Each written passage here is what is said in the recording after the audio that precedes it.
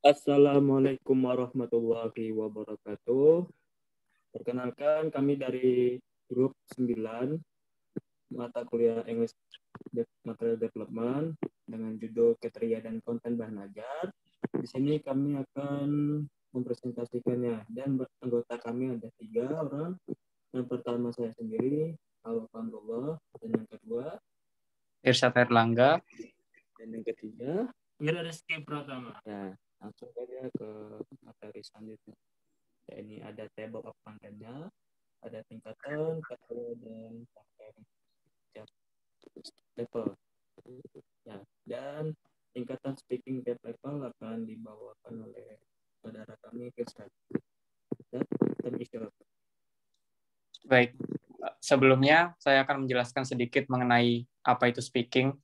Jadi speaking ini berasal dari bahasa Inggris yang artinya berbicara.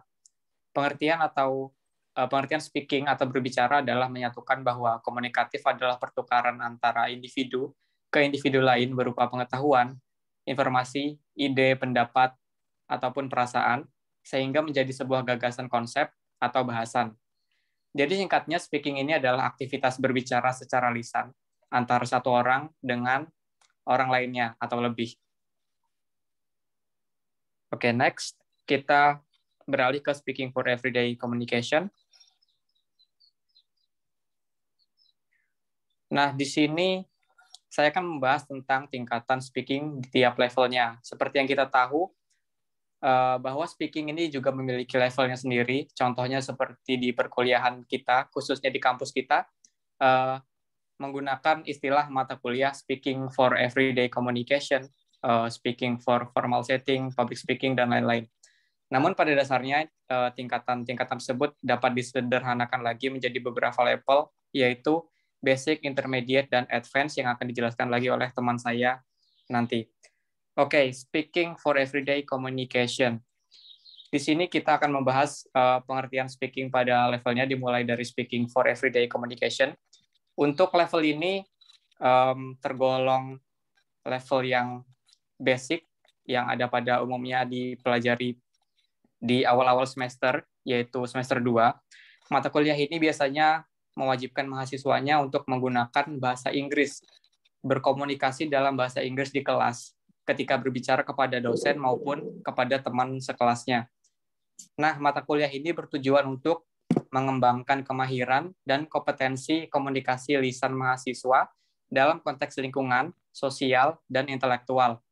Sedangkan fokus dari mata kuliah ini adalah untuk meningkatkan kelancaran atau fluensi, keakuratan atau akurasi, keberterimaan, serta keefektifan dalam berkomunikasi itu sendiri. Karena materi perkuliahan ini terdiri dari fungsi-fungsi bahasa Inggris dalam konteks formal dan juga informal. Oke, next.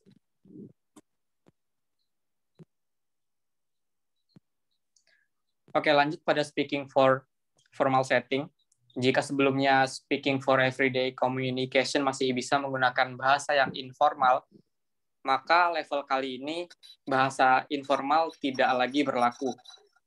Karena memang pada mata kuliah ini mahasiswa diajarkan bagaimana caranya berbahasa dengan formal, yang tentunya dalam situasi yang juga formal.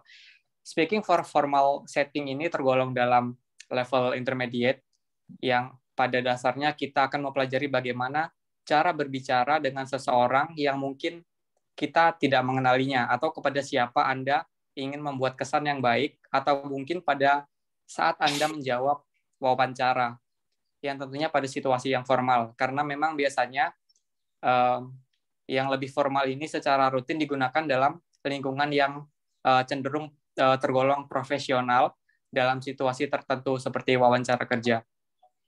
Bukan hanya itu, kita juga menggunakan bahasa formal dalam menulis makalah akademisi, dokumen resmi, ataupun ketika berpidato.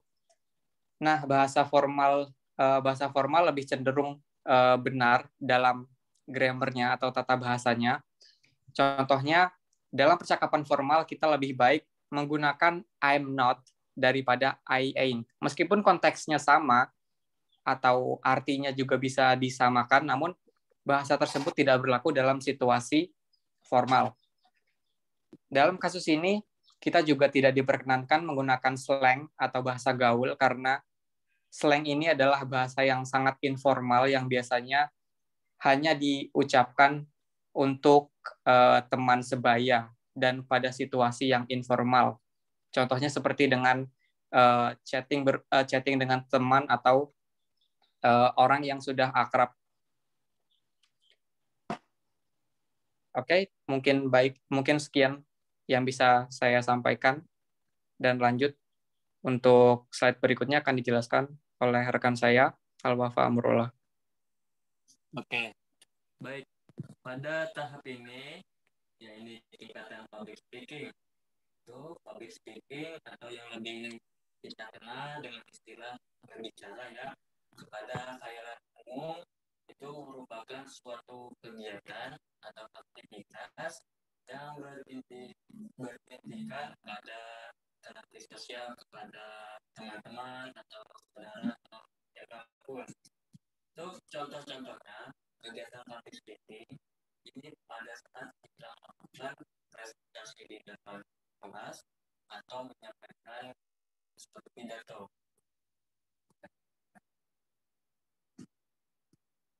Untuk tingkat selanjutnya yakni pria ada tingkat level. Di sini ada basic, intermediate, dan advanced. Untuk di basic ini ada beberapa poin. Ada 3 poin. Yang pertama, kita menggunakan kosakata yang mudah dipahami siswa. Yang kedua, kita menggunakan kalimat tanggapan yang sederhana. Yang ketiga, membuat praktik sederhana seperti bagaimana kita memulai percakapan atau isi dari kalimat tersebut. Kemudian kita ke next stage, engage. Di sini ada 3 juga ya. Yang pertama, materi yang digunakan atau kosakata itu memiliki tingkat kesulitan yang di atasnya sedikit. Yang kedua, materi yang digunakan itu praktek bagaimana praktek coba ide, grammar, dan pengetahuan lain. Dan yang ketiga, materi itu biasanya digunakan mengandung unsur kehidupan sehari-hari. Dan yang ketiga, advance. Advance itu bahan ajar yang berisikan isi presentasi, pidato, dan percakapan di depan umum. Yang selanjutnya akan dibawakan oleh saudara saya yang kira. Oke, lanjut yaitu konten lanjut speaking level. Jadi ketika tadi sudah dijelaskan oleh teman saya Al-Wafa Amrullah, itu ada 3. Yang pertama ada basic, intermediate, dan advanced. Yang pertama basic. Basic itu pasti kita berada di dasar waktu yang sederhana, menggunakan beberapa bahan yang sering kita temui sehari-hari seperti buku pelajaran, video, pembelajaran seperti yang kita lihat di YouTube atau Instagram seperti percakapan sehari atau perkenalan seseorang pada orang lain. Kemudian yang kedua ada intermediate, video atau gambar mengenai materi, diskusi tanya jawab atau wawancara singkat. Hal ini bisa dilakukan bersama salah satu teman untuk diajak berdiskusi atau wawancara menggunakan bahasa Inggris. Yang ketiga ada advance. Nah, advance ini yang paling tingkatan yang rumit karena di situ kita menggunakan bahan atau konten berupa video, jurnal atau artikel tentang bahasa Inggris dalam hal berbicara di depan umum seperti pidato atau ceramah. Mungkin itu sih dari kami kelompok 9 tentang konten speaking level. Terima kasih atas waktunya. Malu bertanya sesuatu jalan, ini grup kelas bukan di jalan, jadi nggak usah nanya, nggak bakal kesesat. Terima kasih. Wassalamualaikum warahmatullahi wabarakatuh. Waalaikumsalam.